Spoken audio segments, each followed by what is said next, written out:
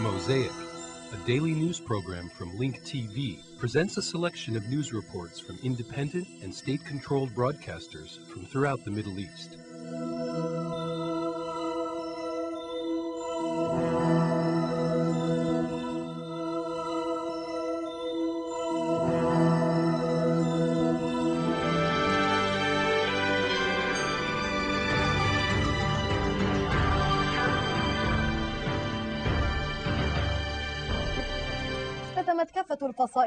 Various Palestinian factions have ended their campaigning for the legislative elections that will take place on Wednesday. The Palestinian Authority is calling for massive participation in the elections, confirming that it is taking all means to ensure a successful process in choosing members of the Legislative Council in a free and democratic manner.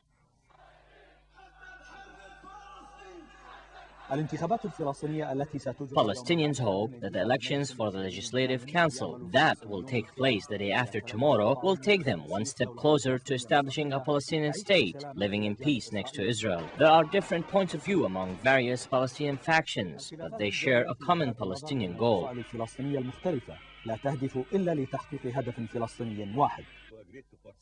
We agreed to participate in the elections because a democracy cannot carry on with the presence of more than one authority. The government must have one authority, one army, and the law.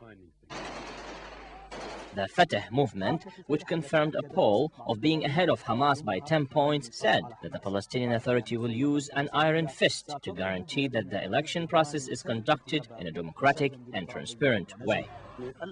The security agency has strict orders to use an iron fist against anyone who tries to sabotage these elections. The Palestinian factions have different opinions about these elections. Some support participating in the elections to gain the most votes. We are only respecting the agreement that saves our lives, saves our nationhood, and saves our people. We will not give up 1 meter of our land. Meanwhile, others remain neutral and did not support any Palestinian force against another, confirming the continuation of jihad and national resistance. Today we are reaffirming our boycott of the elections because we do not want to serve the interests of one group against the other. We do not want any participation in these elections, neither as boycotters nor as voters. Some are monitoring the elections, others are cautiously participating. The people hope for a wise Palestinian Authority whose leadership can maintain security through a legislative council whose features will be revealed with the participation of nearly 1,300,000 voters in the election of 132 members this Wednesday.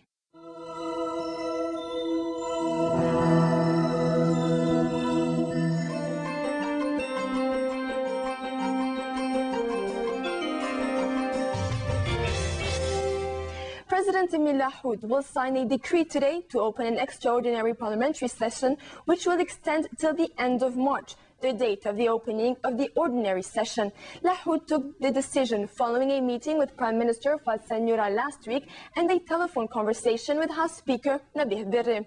The extraordinary session will be dedicated to the study of the 2005-2006 year budget and other projects that the Chamber deems important to figure on the agenda.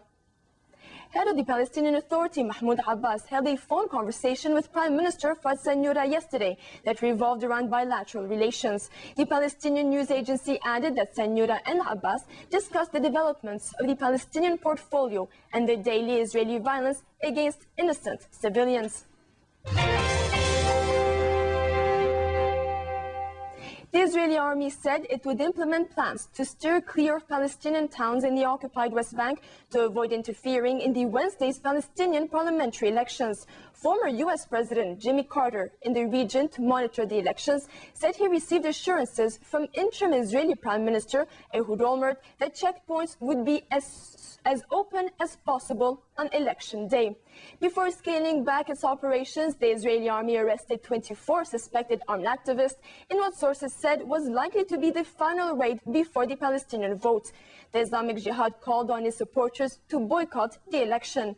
And Israeli military sources confirmed reports that the army would avoid staging military raids except in cases of ticking bombs or an intelligence tip of an imminent attack. The source said the army would avoid entry into Palestinian cities for the next 3 days.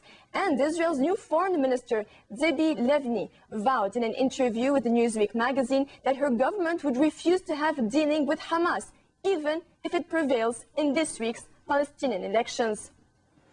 Iraqi rebels mounted a series of attacks around the country today, killing at least 3 people on the final day for political parties to appeal the results of last month's elections. We're still trying to convince the outgoing presiding judge to reinstate his resignation. In the latest attack, at least 2 people were killed and 5 wounded when a suicide car bomber attacked a police patrol outside the Iranian embassy in Baghdad.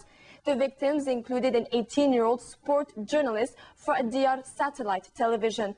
2 Iraqi policemen were also wounded by a roadside bomb in northern Baghdad, while police reported a suicide bombing attack on a joint U.S.-Iraqi checkpoint in the west of the capital. There were no immediate casualty reports. Elsewhere in the country, a woman working as a cleaner at a U.S. base was shot dead in Al-Dawar near Tikrit. 4 civilians were wounded in a car bomb attack south of Baghdad, and 5 policemen hurt in a bomb attack in the northern city of Kirkuk.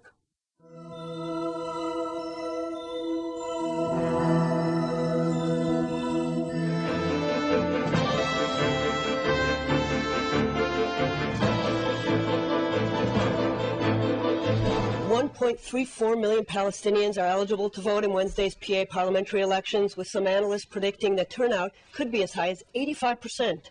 A short while ago, IBA's Yochanan El-Ram spoke with Israel Radio's Arab affairs expert, Avi Isacharoff, who said the participation of Hamas in the election has generated excitement on the Palestinian street.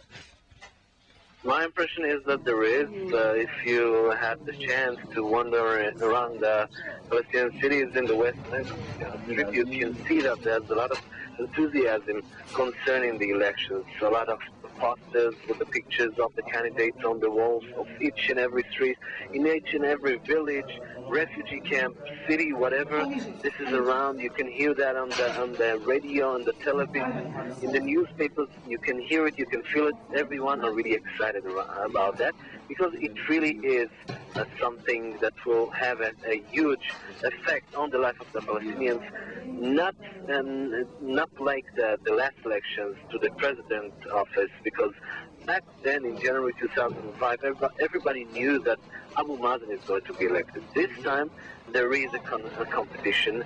There is a real chance that there will be a change, a big change, actually, like the reform in change, like the name of the party, Hamas, might win this election.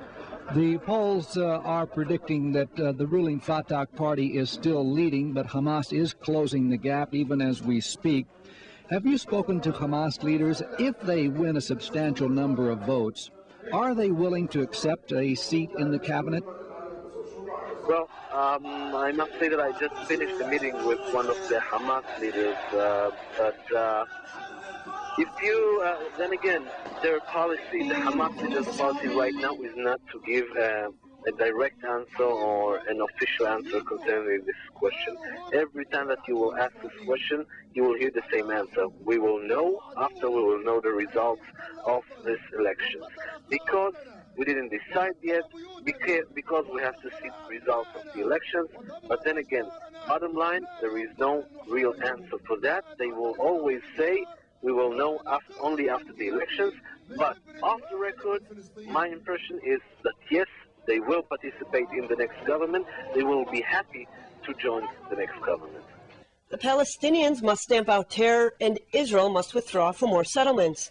Those were the main points of a speech delivered today at the Herzliya conference by former U.S. President Jimmy Carter. Carter is in the country to help monitor Palestinian elections this week.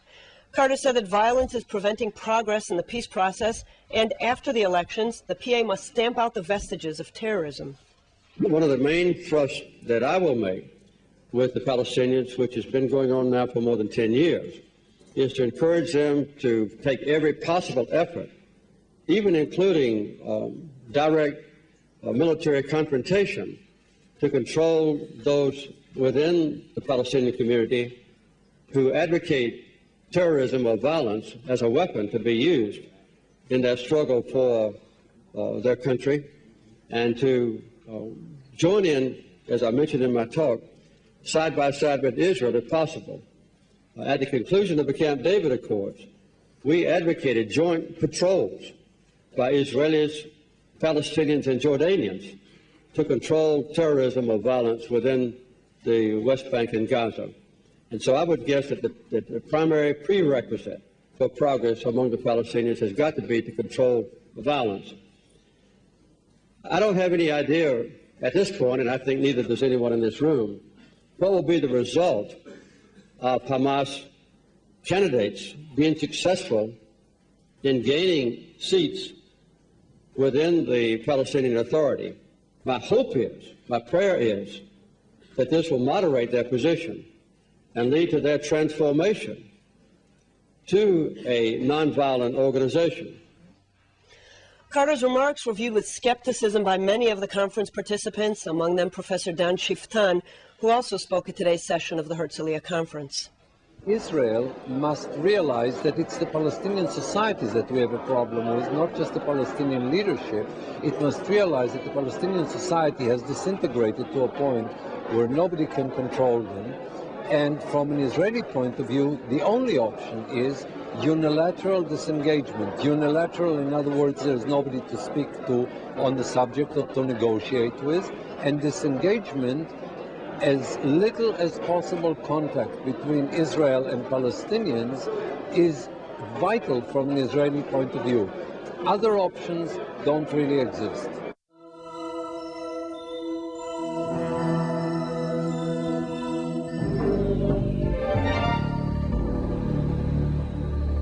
Saad Hariri, a Lebanese parliamentary candidate representing the Future Party, will head today to the United States to hold talks with American officials and members of Congress. He will discuss a number of Lebanese issues, including the assassination of his father, Rafiq al-Hariri. He is expected to wrap up his visit after meeting with President George Bush on Friday. His visit comes amidst an escalation in the level of animosity between different Lebanese sects and groups on one side, and the increase of tension between Beirut and Damascus on the other side. بلغ ذروته في لبنان في وقت لا تزال فيه الحكومة اللبنانية شبه مشلولة تحت مظلة الخلافات السياسية. Political division and tension have spiraled out of control in Lebanon. The Lebanese government is preoccupied with internal conflict and seems too incompetent to resolve many mounting issues, including disarmament of the resistance, Palestinian armed groups, and drawing the Lebanese-Syrian border. The new international investigator started his 6-month assignment by meeting with the Lebanese President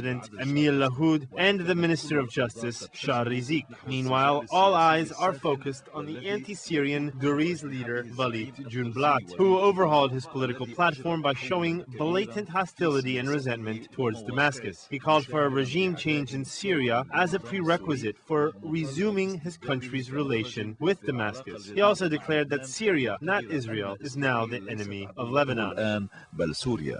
فكفانا مزايدة باسم فلسطين وباسم الصراع العربي الإسرائيلي.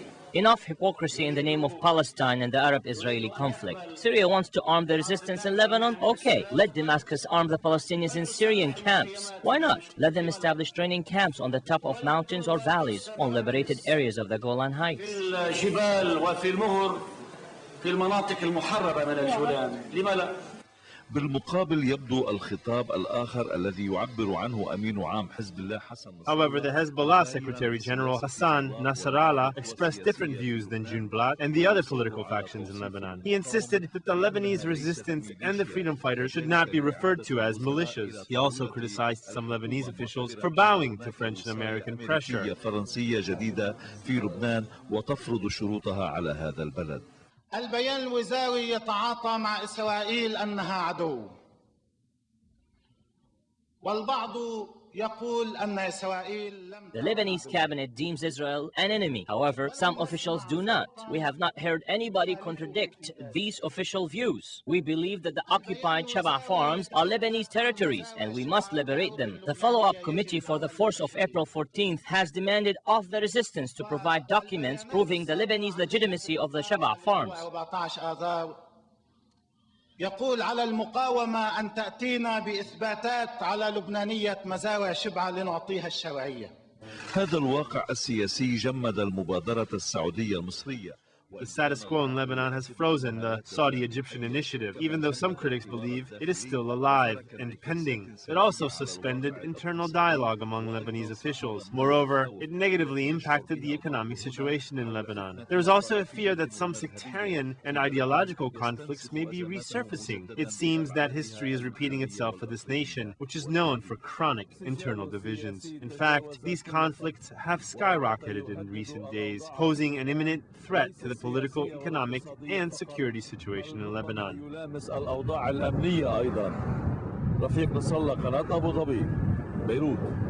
The audio tape from Al-Qaeda leader Bin Laden generated negative reactions among the American public and administration. Vice President Dick Cheney said that Bin Laden's offer for truce or hudna is a ploy, and that the tape indicates that Bin Laden is in an extremely awkward position. Consequently, the White House rejected the hudna.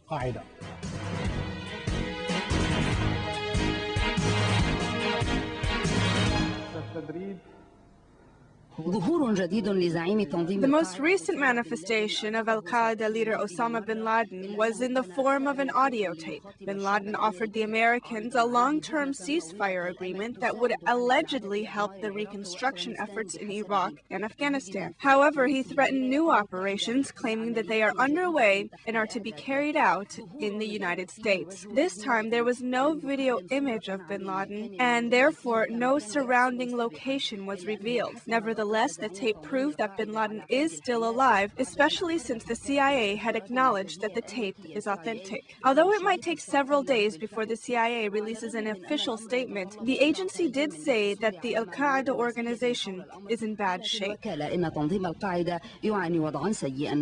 The fact of the matter is, it's a good reminder. The fact of the matter is that many are relaxed and do not care about security warnings. What happened reminds us that we cannot live like this. There is a serious group that does all it can to hit the U.S., and we have to act. Vice President Dick Cheney said that the authenticity of the tape must be verified, and then a response will be made. He said that the Bush administration will stay alert in fighting Al-Qaeda, which still poses a big threat, although it has been weakened. The White House spokesman rejected bin Laden's ceasefire offer, saying that the U.S. does not negotiate with terrorists. We do not negotiate with terrorists. We stop them. When the war started, the president was clear that we will end this war at a time and place of our choosing. The bin Laden tape also caused the price of oil to exceed $67 per barrel in Asia. After the latest threats, economists said that market competitions may push the price to over $70. Some academics say that bin Laden tried to take advantage of Bush's decline in popularity in the United States because of the war in Iraq. Some even said that bin Laden is playing Bush, while al-Zarqawi is playing the American army by attacking the Iraqi Shiites in order to create a civil war. Others say that Washington is facing new and unknown territories because this had been the first time a non-governmental organization such as Al-Qaeda launched a terror campaign inside Western cities and delivered political messages. Others are trying to divide the American people, but they say that it is unlikely that Americans will turn against their president. Rather, they will increase support for him, especially if they remember what happened on September 11, 2001. لا سيما إذا ما تذكروا ما حصل على أرضهم في 11 من سبتمبر عام 2000.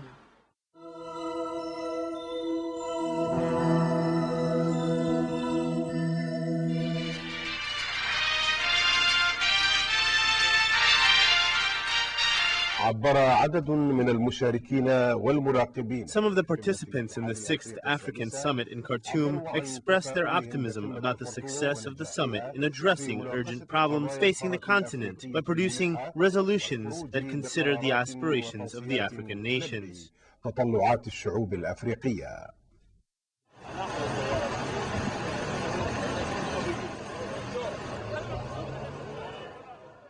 تتجه أنظار الملايين من أبناء القارة السمراء هذه الأيام إلى العاصمة السودانية الخرطوم. Millions of Africans are looking up to the 6th African Summit in Khartoum, which was attended by many African leaders and presidents. الفاعل والمشاركة الواسعة لقادة ورؤساء الدول والحكومات الإفريقية.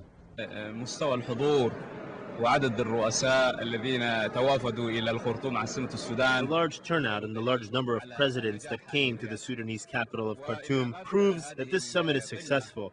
في هذه المرحلة الدقيقة خاصة مع تأجيج الصراعات في القارة الإفريقية وعدم الاستقرار في دول كثيرة هي بمثابة قمة يعني This summit is being held at a time when many African crises are intense and many African countries are unstable. This summit is being held at a very critical time, and I think that Sudan has a role in strengthening its positions, especially on Darfur and other issues. Sudan is used to playing an active role in African issues. يعني بالذات على سبيل المثال قضية دارفور وقضايا أخرى وأيضا يعني في دوره الحيوي الذي عودنا عليه أن يلعبه يعني في القضايا الأخرى الإفريقية. قمة الخرطوم تتفرد على القمم السابقة للاتحاد. The African summit in Khartoum is different from other summits because it addresses very crucial issues such as education, human development, and providing food to Africans. In addition, the summit aims at strengthening the African role in the United Nations Security Council by representing the continent there permanently. من خلال تمثيل القارة في العضوية الدائمة لمجلس الأمن. جميع الخطب التي ألقيت هنا All speeches stressed the importance of this summit and the resolution of the outstanding and chronic issues on this continent.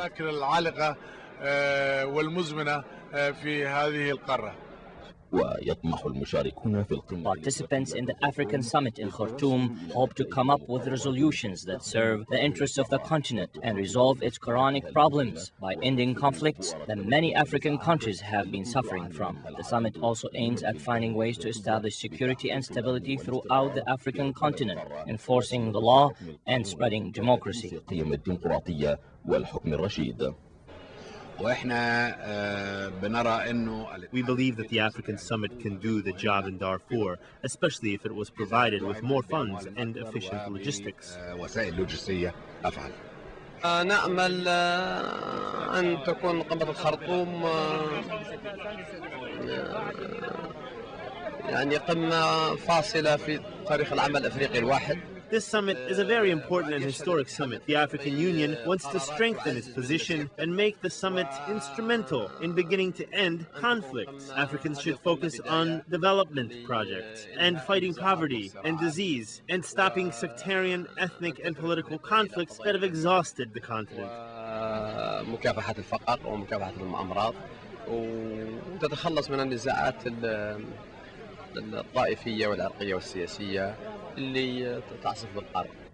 القمة السادسة للقادة والزعماء الأفارقة بالخرطوم. The 6th African Summit in Khartoum, which is being attended by many African leaders and presidents, has gained a lot of attention from the media, international organizations and observers who believe that this summit can be an opportunity to discuss the continent's concerns and confronting ongoing challenges by coming up with new visions and recommendations that are aimed at strengthening the African role and achieving the aspirations of the African people.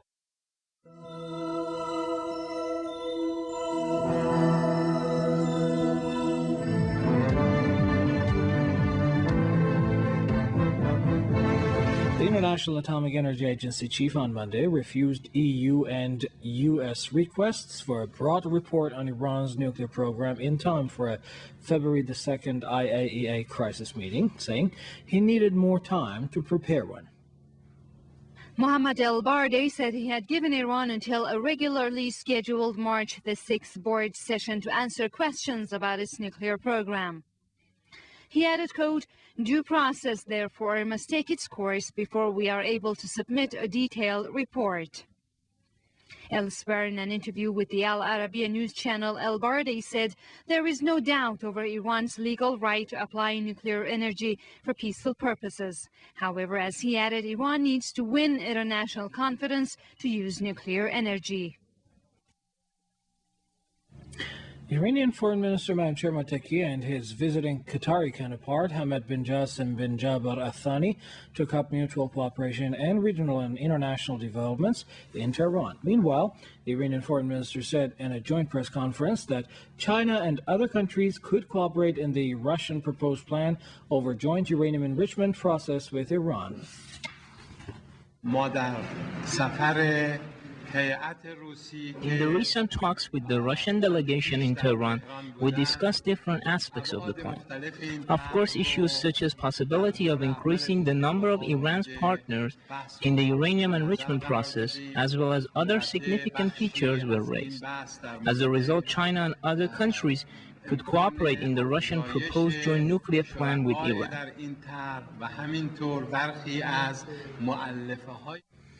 U.S. Secretary of State Condoleezza Rice said on Monday there was a strong international consensus against Iran's nuclear plans and time had run out for talking to Tehran. In a meeting with her Italian counterpart, Franco Fini, Condoleezza Rice said the next step must be to refer Iran to the UN Security Council. She added, quote, Iran must know that there is a firm international consensus against its activities. We would all like to solve this diplomatically, and we are all committed to doing so, but Iran must recognize the concerns of the international community and has not done so. Italy's Prime Minister Gianfranco Fini said as one of Iran's biggest trading partners in Europe, Italy should take part at Tehran-Europe talks. He added, quote, the international community must be united and very resolved. It is now absolutely necessary to refer the case to the Security Council, unquote. French President Jacques Chirac's threat to nuclear attack against terrorists also drew criticism from Iranian government spokesman Ghulam Hossein Elham. می‌دانیم در فرانسه We all know top leaders of the MKO, which has been recognized by the West as a terrorist group, are in France. Is the French government going to use nuclear bombs against them on its soil? If Paris claims to be countering terrorism, it should realize that terrorists have been sheltered in France. I don't think the fight against MKO terrorists should be so much difficult to use nuclear bombs.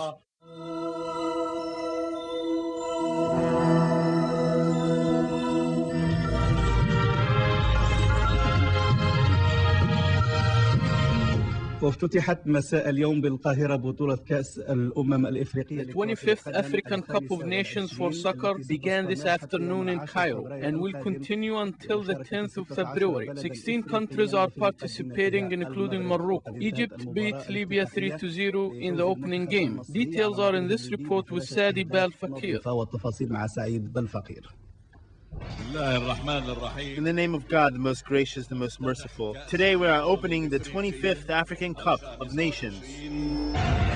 الدورة الخامسة والعشرون لكأس أفريقيا. The 25th African Cup of Nations was opened today with a big celebration in the Cairo International Stadium. The ancient Egyptian civilization was ever present with all its magic and cultural weight. The celebration was also given a Moroccan cultural touch with the excellent performance of the singer Samir Saad, who sang for the African continent and announced the celebration before the first game began between Egypt and Libya. The Egyptian team Pharaohs beautifully scored the first goal early in the game against the Libyan goalkeeper. Midou Ahmed Hussam scored the goal. Let us see the goal from different angles.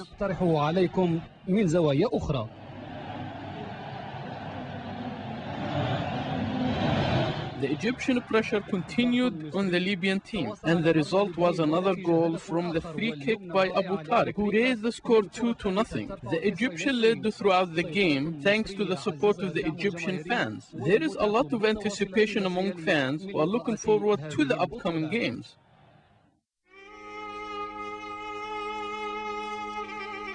The views expressed on Mosaic are not those of Link TV or its sponsors, but of the broadcasters themselves. Mosaic is made possible by a grant from the John S. and James L. Knight Foundation, which promotes journalism excellence worldwide and invests in the vitality of 26 U.S. communities, and the William and Flora Hewlett Foundation. Additional support is provided by the Firedoll Foundation and Henry and Virgilia Dakin.